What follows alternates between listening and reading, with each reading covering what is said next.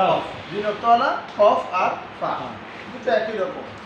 আমরা দেখব এটা যখন প্রথমে বসে শব্দে তখন এইভাবে আসে, শুধু নুক্তা দিয়ে ডিফারেন্স হবে। ফায়ের উপরে এক নুক্তা, কফের উপরে দুই নুক্তা। একই রকম না তোমরা চেয়ার। জি। এটা যখন মাঝে আসবে তখন একটা অক্ষর সাথে মিলে আসবে, ফা কফ। এটা যখন শেষে আসবে তখন সব অক্ষরে আসল রূপ ফা কফ।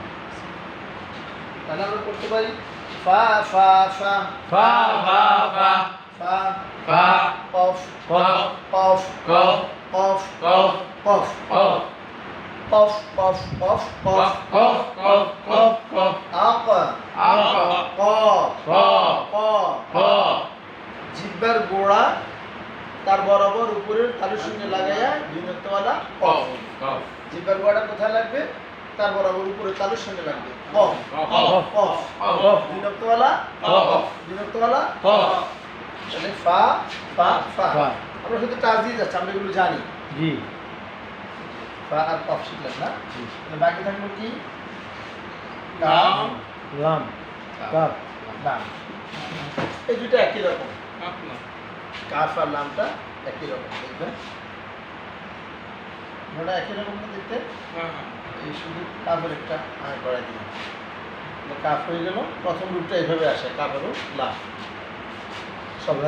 শব্দের প্রথমে কাফ যখন আসবে তখন সে এভাবে আসবে, কাফ লাম। ঠিক আছে না? এবার যখন মাঝে আসবে একই রকম চেহারা দরকার, শুধু ওর কাফটা বাড়তে থাকবে, ডান দিকে উপরে থাকবে। কাফ কাফ লাম লাম একই রকম থাকবে।